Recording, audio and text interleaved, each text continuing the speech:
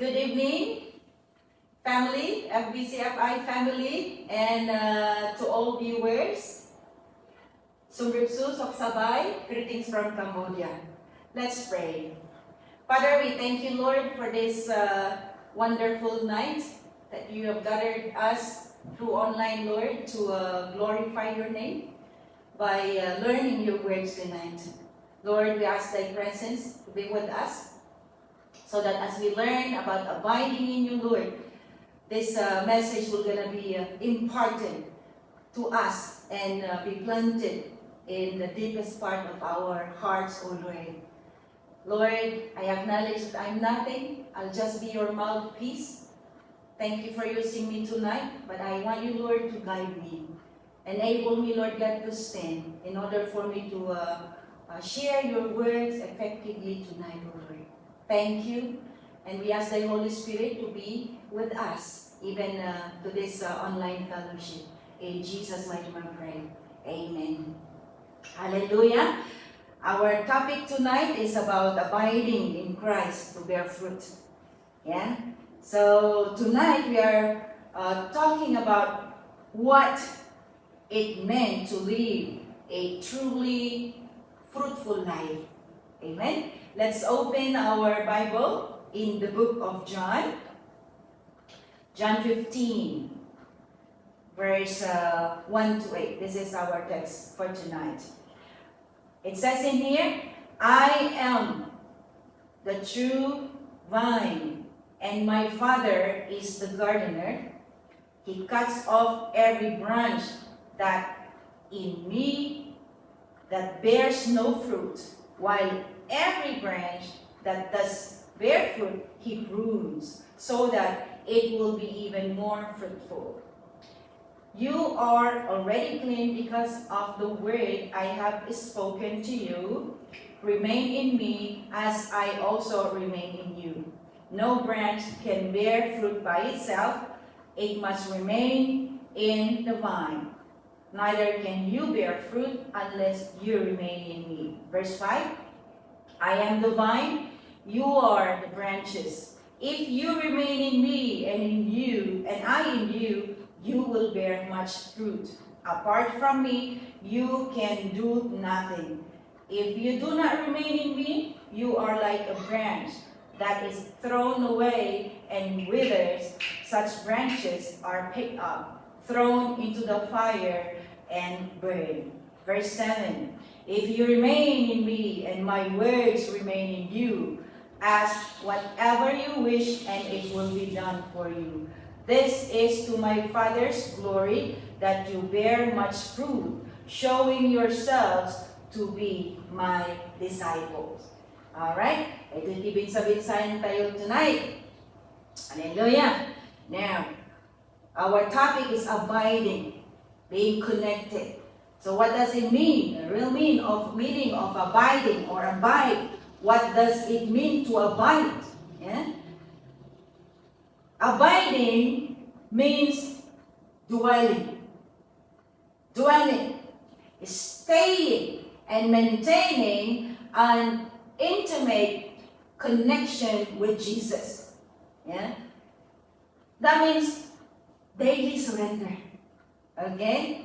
Dwelling is our daily surrender to Jesus. Yeah? Instead of waking up every day and then go to your to-do list, your daily routine. Yeah? Abiding means taking a moment to sit with the Lord. Sit with the Lord. And then read His Word. Okay? And through His Word, it will remind us of His love. Yes? So it's like shifting our focus from our own performance to His presence. Amen? Now, you see in verse 1, it says, I am the true vine, and my Father is the gardener. Okay? Father is the gardener. Shakti puun. Shakti pudno puun ti ubas. Kaya ni ama ti agay aywan. Okay? as a gardener, ano ba ang role ng gardener? What is the role of a gardener? Jesus tells us that my Father is the gardener. Gardener's job is to care, to take care for the vineyard. Yeah?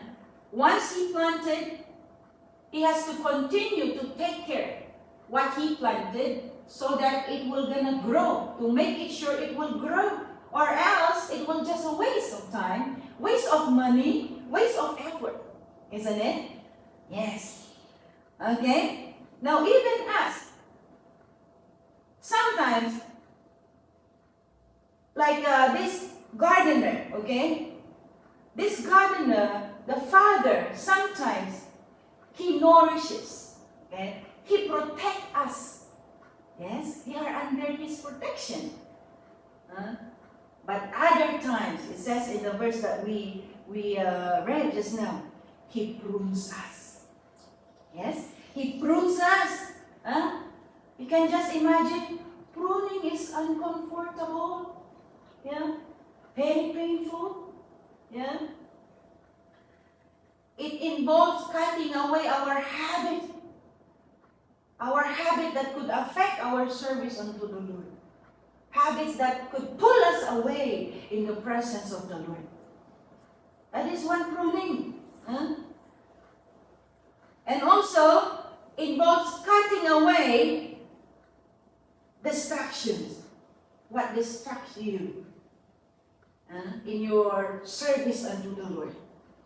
And, most importantly, cutting away the sins. The sins that hinder us to grow. Alright? Yeah, that is the role of a gardener. But I said this now, that the gardener prunes. Prunes. God also prunes us. For what reason? I said that pruning is painful. Yeah? It will be painful. But God prunes us so that we can produce even more fruit. That is what it says in the text, in our text tonight. He will gonna prune us so that we can produce more fruit, because God wants us to be fruitful. Who wants to be fruitful? Hallelujah. Siyempre, gusto natin lahat maging fruitful. Pag wala kang fruit, they will call you barren. Pero exempted naman yung sa single na walang anak.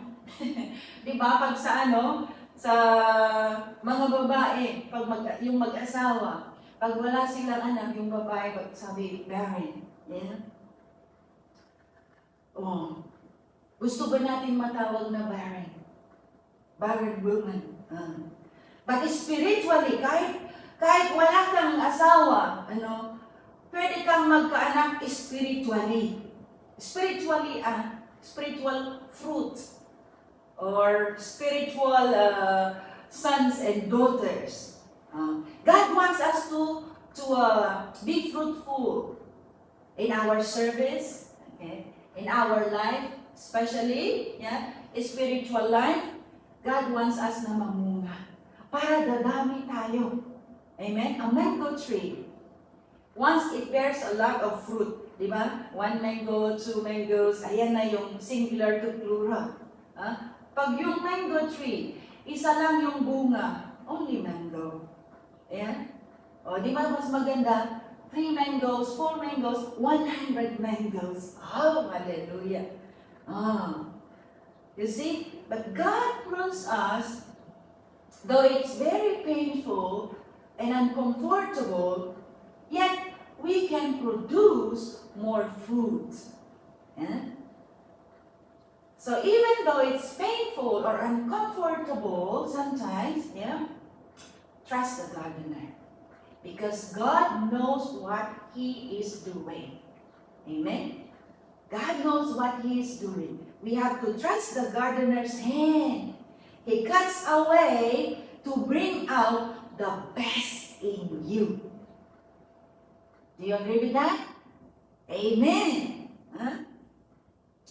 Now it says in our word that Jesus says that a branch abide in the vine, or it is connected in the vine. Okay, let's see this one.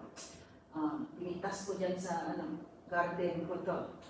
Okay, let's say this is the tree.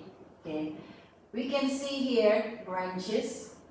Alright, diba ang ganda ng puno pag marami siyang branches. Jesus says that as a branch abides in the vine or connected to the vine, the same thing to us. This is the branch. It is connected to this one. Okay? Connected to this one. Yan. Itong puon. Connected.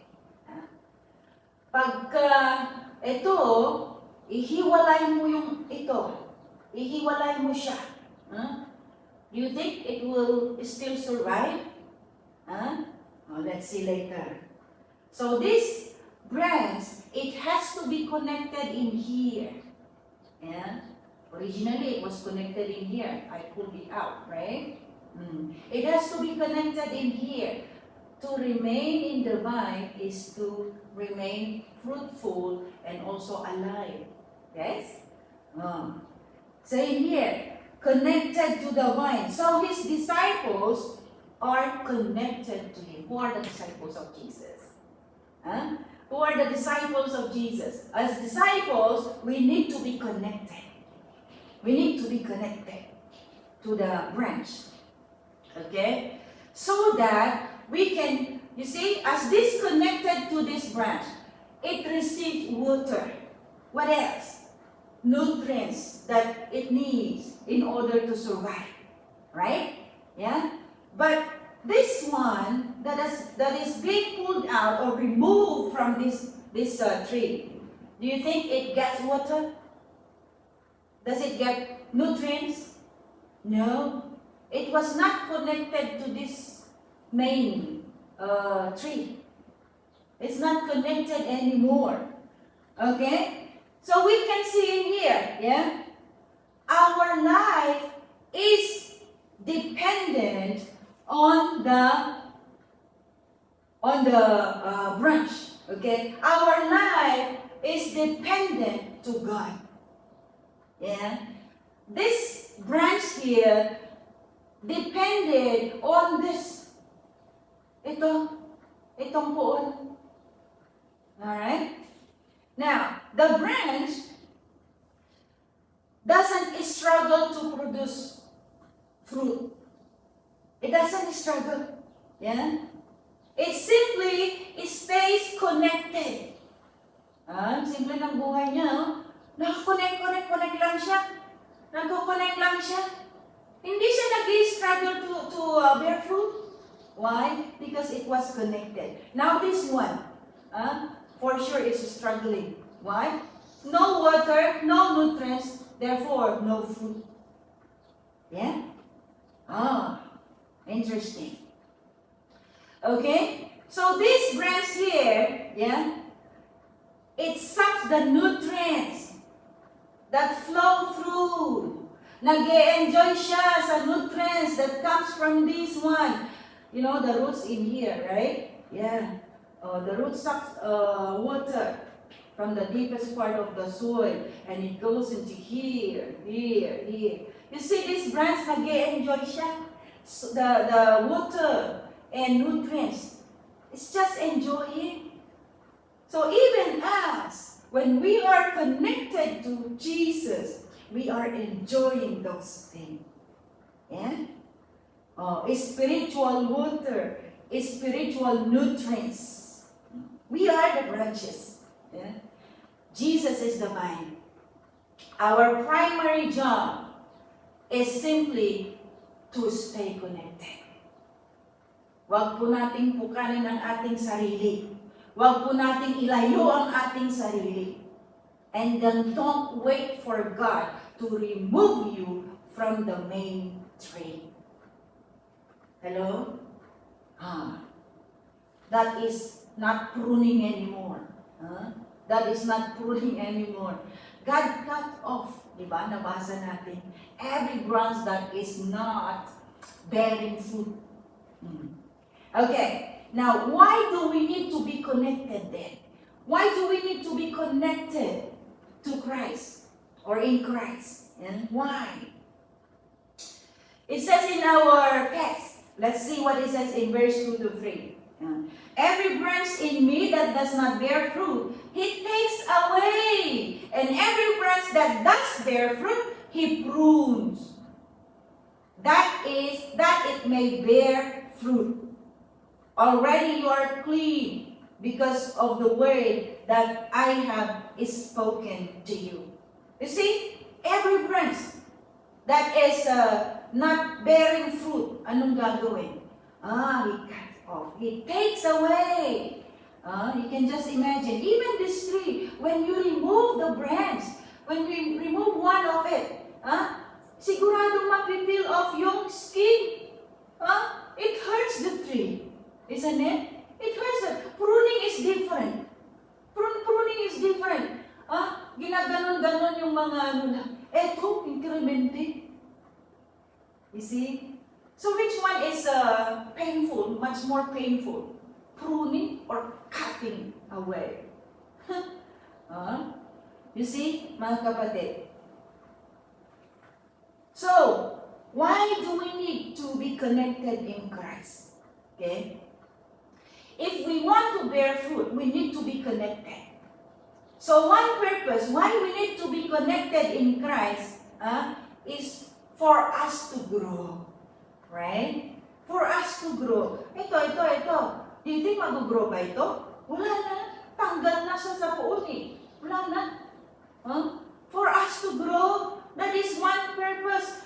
Abiding for growth. Yeah? If we want to bear fruit for God, we must abide in Jesus and let God, our gardener, prune us. Prune us. Yeah? Salingsing. Yan. Okay? Trust the gardener. I said just now, He prunes us. Though it is uncomfortable and painful, but it allows us to bear fruit. God wants us to produce the best in us. Hallelujah. Okay, let's continue. Alright. So, trust the gardener, mga kapatid. Abiding in Jesus doesn't mean that we are free from pain or suffering. You see, it says in every branch in me that does not bear fruit, He takes away. And every branch that does bear fruit, He prunes. You see, kahit namumunga ka pala, you will still experience pain. Right? You still experience pain. Sana hindi na kasi namumunga ka naman. Sana yung nakaka-experience ng pain, yung hindi namumunga lang. Di ba? Pero we still experience pain even though we bear fruit. Why? Pruning is painful nga talaga. But it brings out the best in us. Hallelujah. Yeah? Pain or suffering. It means that we still have life as we endure. Like this pain and suffering. We still have this. Yeah? Even though we bear fruit. Yeah? Endure pain and suffering. Yeah. Not only that, but we are promised to have a life more abundant through suffering, through pain, through trials. Amen? Promise ng Panginoon yun, hindi ako. Trust the gardener. Another reason why we need to be connected in Christ. Why? In order to bear fruit. Yes? Kasi ito talaga yung hiling ng ating Panginoon. Wag lang yung sarili natin yung dinadala natin sa sanctuary. You can just imagine, yeah? We only bring ourselves every Sunday to the sanctuary. Ang giinumat, irupan. Minsan nga, wala nang greeting kasi siya na naman. Pero pag may bago, uy, aabot hanggang dito ang ngiti. Hindi ba? You see, what can this new soul give to us? That very deep joy in our heart. Kahit hindi ikaw yung nag-akay doon. Pag nakita mo may bago, wow, the feeling is very different compared to the person you always see every Sunday. Well, very good pag nag-remain yung kapatid. Pero every Sunday, pare-pareho, tayo lang. Di ba? Nakakasawa din kung minsan. Pero pag may bago, ang saya. Di ba?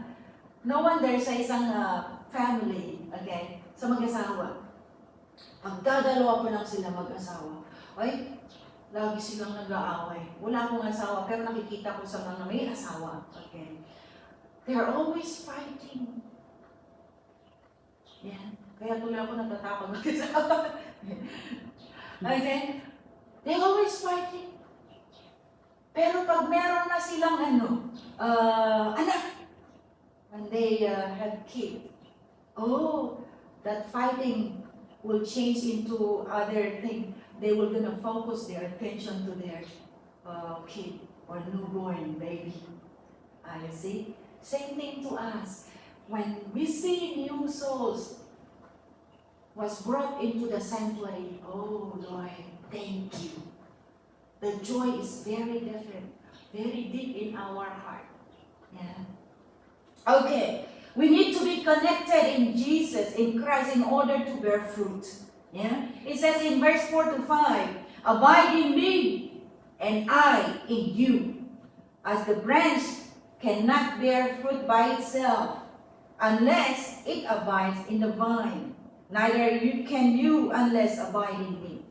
I am the vine, you are the branches. Whoever abides in me, and I in him, he is that bears much fruit. For apart from me, you can do nothing. So mga kapatid, a branch cannot bear fruit by itself. Ito yung puno. Ito yung na-cut off. A branch that was cut off cannot bear fruit by itself. After a day that was cut off, lanta na yan. After a week that was being cut off from the tree, dry na yan. Pwede ng panggatong. Do you think it can still bear fruit? Wala na rin saringid yan. So yan mga kapatid, it's very clear from the Word of God. Yeah? A branch cannot bear fruit by itself. When you cut a branch of a mango tree, will it continue to bear fruit? Of course not. Yeah? We think we can bear fruit without Jesus? Of course not. No. Yeah? The only way we will ever bear fruit is if we abide in Jesus. We need to stay connected. Yeah? Kala mo, siguro connected ka. Nagdadakil di paggat mo no ba? When you face your sisters, brothers or sisters, and lakas-lakas ng tawa mo. Pero hindi pala connected. Tawa lang panandalian. But after church, iba na. Your ways is different. Away from the ways of God. Yeah? So see, you can assess yourself. We can assess ourselves, mga kapatid, through the Word of God. If we are still connected or truly connected to Him or not. Yeah? We cannot deny in front of God. God knows. I may not know you, yeah, if you are still connected or not, but God knows. Makikita po yan sa natin, kilos natin, sa priorities natin, at sa bunga Ang ebidensya, bunga. Ito yung sinasabi sa salita ng Panginoon. That you may bear fruit. Paano kung walang bunga? Ala, at ibig sabihin, cut off na ako? Mabaling. Maybe. Only you and God knows. Okay. The only way we will ever bear fruit is to be connected in Jesus. Let's be connected always, mga kapatid. When we stay plugged into the vine, okay? When we stay plugged into the vine, something miraculous happen. We will naturally bear fruit. Yes? That is the thing in here. We need to be connected. We need to be connected or plugged into the vine. Yeah? So that we can bear fruit. O diba? Reasonable, diba? Di natin pwedeng iumit ito. Yeah? There are many times in our life we feel like we are connected. But when it comes to the work of the Lord, we don't want to do it. When it comes to evangelism, we don't have any appetite to do that. See? Are we still connected? Or even connected? Okay. Ang Panginoon po ang nakakaalam. Now, even Apostle Paul tells us what this fruit look like in our character. Okay? This is involving our character. Anong sabi niya sa Galatians 5 verse 22 to 23? Okay? It says in there, love, joy, peace, patience, kindness, goodness, faithfulness, gentleness, self-control.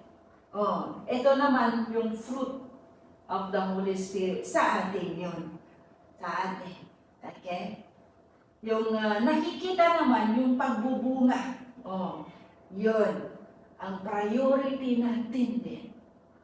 To bear fruit for God. Okay? Yeah. It also looks like the fruit of good works. Okay? Like sharing our faith to others. Yeah?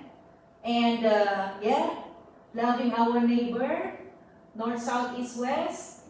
Hindi lang yung masangwanan. Yeah? Now, this fruit isn't manufactured by our own willpower. It is the overflow of Jesus living through us. Magmamanifest po, mga kapatid. Hello? So, why do we need to be connected? Because God wants us to grow. Because God wants us to bear fruit. Now, what if we are not connected? What if we fail to abide? Let's see. Let's continue. In verse 6 it says, if you do not remain in me, you are like a branch that is thrown away and withers. Such branches are picked up, thrown into the fire, and burned. Gusto ba natin panggatong, mga kapatid? Do we like to be firewood? Firewood. Panggatong. Pang-barbecue. Okay? Now, our survival depends on abiding in Jesus Christ. That's the only way that we could survive spiritually. Yeah. Yes, you are alive. You may say, I survived. Yeah. I'm alive. Spiritually nga. Okay? If we want spiritual nourishment, okay, we need to remain connected into the vine. Just like this tree, it has to be remain connected in there, so that it gets water and nutrients to survive. Same thing with us. We need to stay connected in Jesus. Connected in Jesus. so that we can survive spiritually. Now, what about those disconnected? Okay? Those who are disconnected, anong mangyayari? What happened to this disconnected branch of this one? It will dry out and die. Spiritually, sa atin, if we are disconnected, if we disconnect ourselves to Jesus, of course, madadry ka. Mamamatay ka. You will die, dry out and die spiritually. You might be walking like that, but in the sight of God, you're like walking like a dead, walking dead. Spiritually, you are dead. It's easy to pretend that you are alive because they don't know. People cannot see it, cannot see. Especially pag, halimbawa, punta ka sa ibang bansa. Oy, kala mo kung kala nila nakakonect ka. Pala putol ka. Isa ka pala sa putol, isa ka pala sa naputol. Or you disconnected your own self. Ikaw na talaga yung nag-disconnect. Kala mo kung sino ka na kasi. Those who are disconnected dried up and die. Yeah? They cannot survive without the vine. That is true. And one thing for sure, they cannot produce fruit. Of course, they will die na makakaproduce pa sila ng fruit. So our connection to Jesus is very important for our spiritual life. Yeah? If you believe in this, then it will drive you to abide in Jesus. Alright? So this means, mga kapatid, never lose sight in Jesus. Anong sabi doon? Fix your eyes on Jesus. Okay? Rely on Jesus. Yeah? We abide in Him because we rely on Him. Instead of, trying your best to survive without Him. Yeah? Try to learn to abandon your own self and seek Him more. Without Him, we cannot do nothing. We cannot do anything. Without Him, we can do nothing. Yeah? Alright. In verse 7 and 8, if you abide in me and my words abide in you, ask whatever you wish, and it will be done for you. Oh, you see? No agtaen kayo kanya, ket agtaen dagiti saok kada kayo, dawaten nyo ti anyaman akayat yu, ket maitedto kada kayo. No agbunga kayo iti adu, maidaydayaw ni Ama, ken itikas na agbalin kayo nga adalan. You will be my disciple. Sabi niya, by this my Father is glorified, that you bear much fruit, and so prove to be my disciple. You see, pag wala tayong bunga, hindi tayo disciple. Di ba? Naiintindihan ba natin? Pag may bunga tayo, pag namumunga tayo, sabi, that prove to be my disciples. Hala? Ayan, mag-count na kayo. Ilan na ba ang bunga? Meron ba talaga tayong i-count? Ayan. See, when you come to church, how many empty chairs you see inside the sanctuary? Those empty chairs are waiting for the new souls, for the new fruit that you will gonna bring in the sanctuary. Alright. Okay? Now, those who understand this, okay, or those who believe and follow the concept of Christ will bear fruit, of course. Yeah. Pag naiintindihan natin itong concept na to, Pag naiintindihan natin, na pinapag-aralan natin abiding in Jesus opens the door for disciples to be heard when they pray about bearing fruit.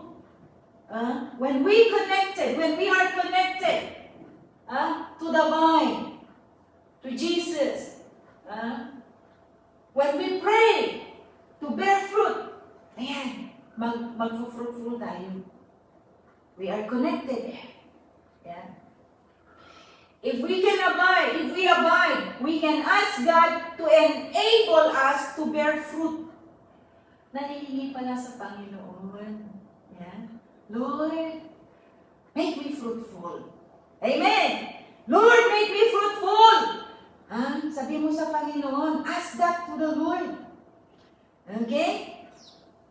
Alright. God wants us to bear fruit. Yeah. He is working on our behalf to help us to bear fruit. But though He is helping, okay, He is helping us, He expects us to do something also.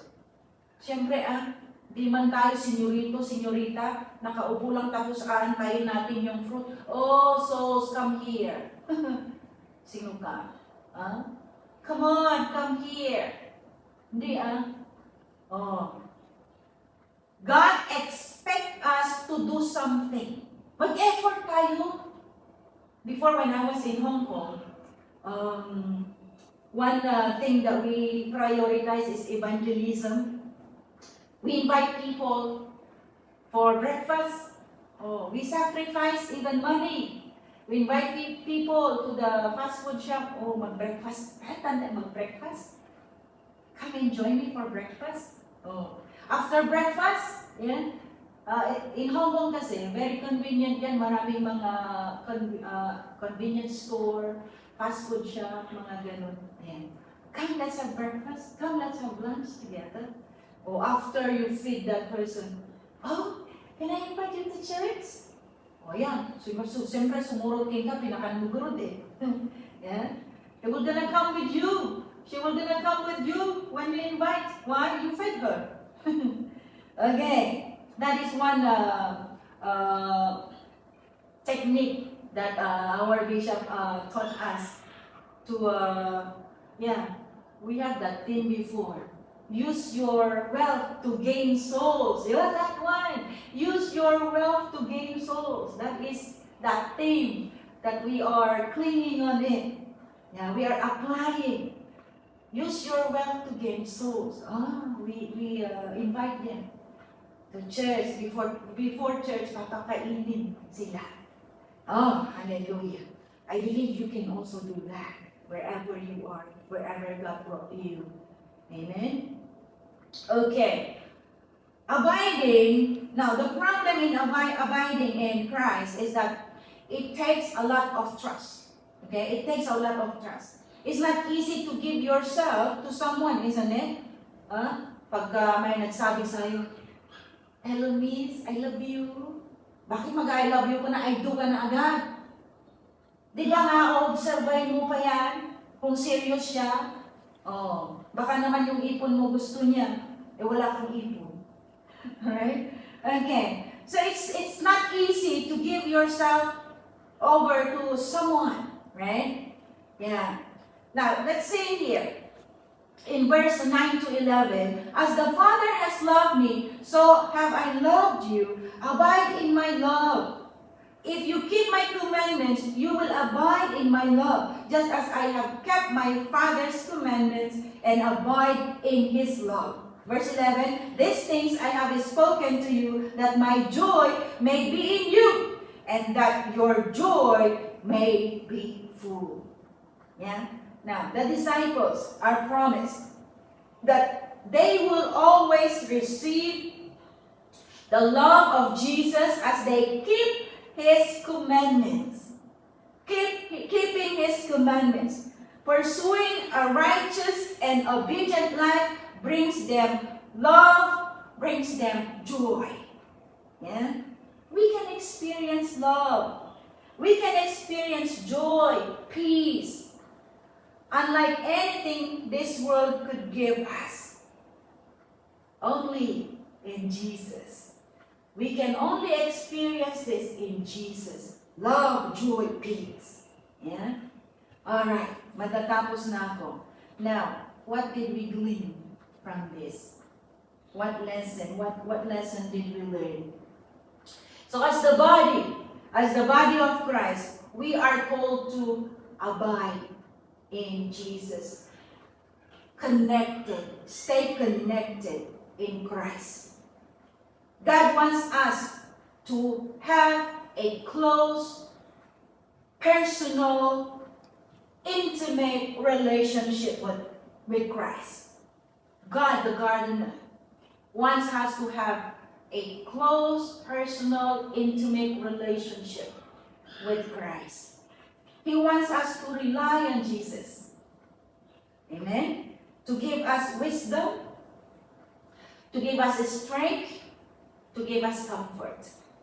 And He wants us to look to Him for help. When we need help, go to Him, not go to others. Go to Him. Maintaining a spiritual nourishment. Yeah? And bearing fruit. Okay? Yeah. Now this gives us confidence that when Jesus comes, He will be, we will be loved, we will be accepted.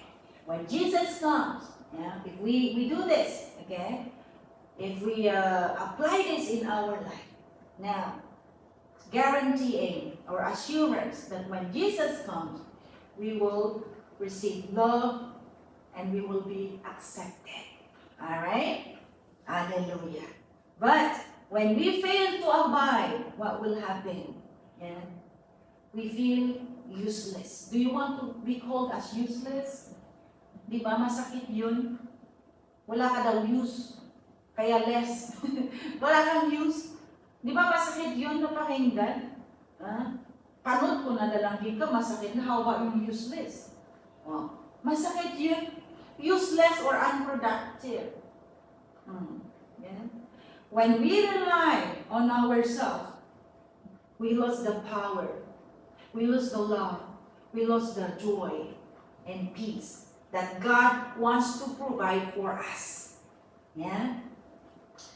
Now, another thing, we slowly dried up spiritually, okay, becoming less pure and less righteous when we fail to abide.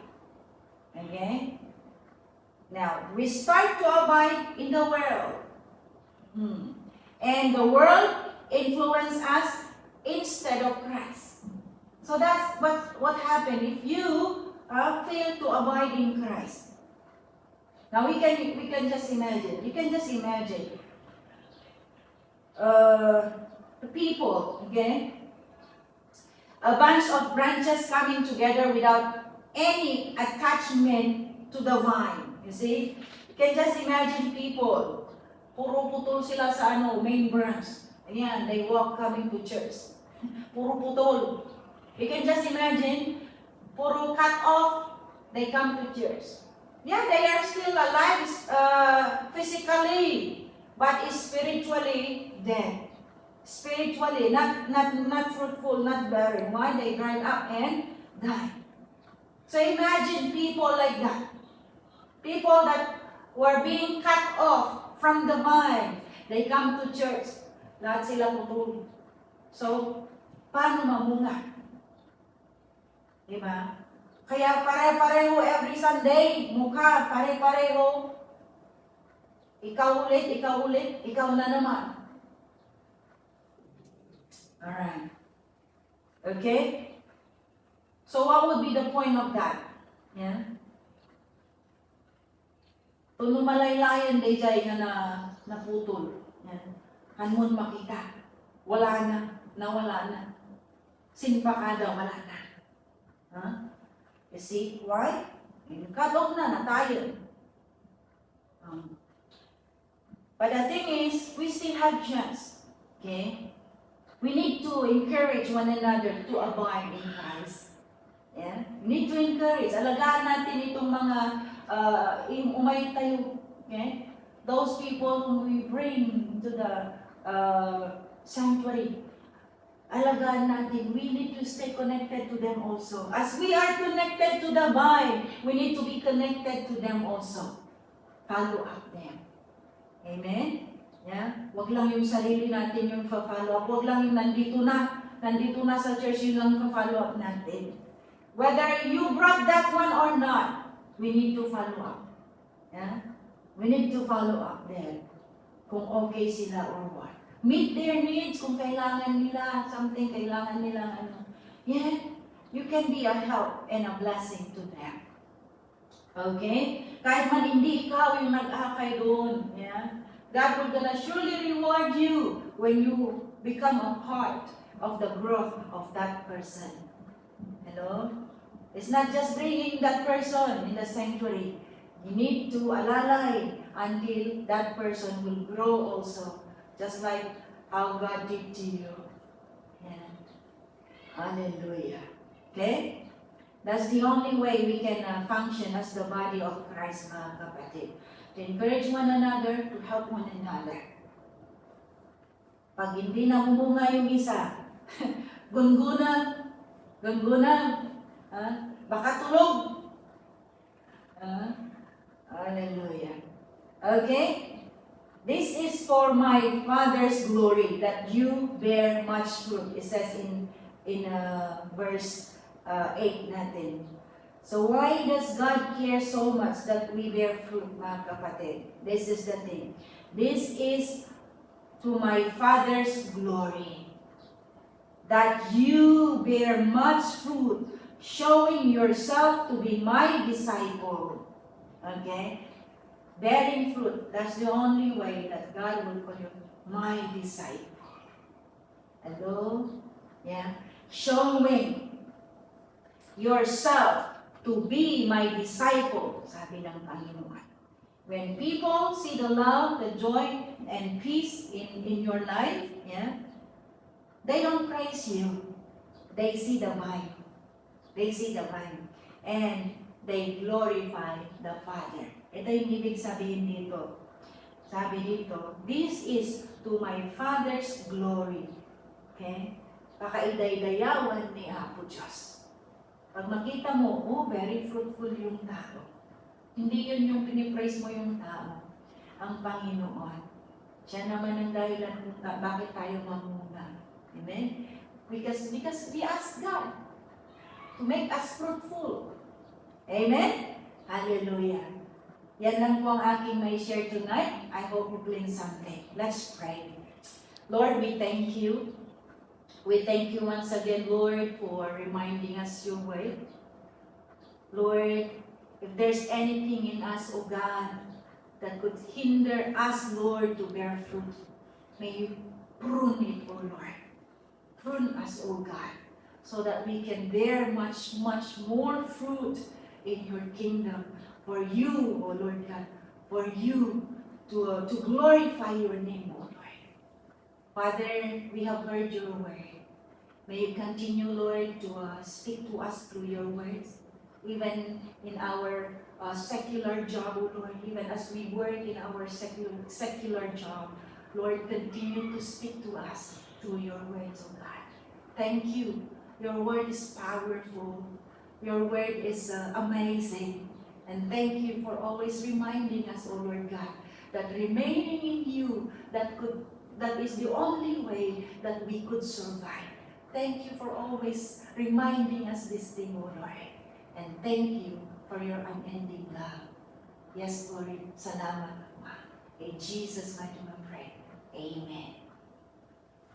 I'll give it back to the MC.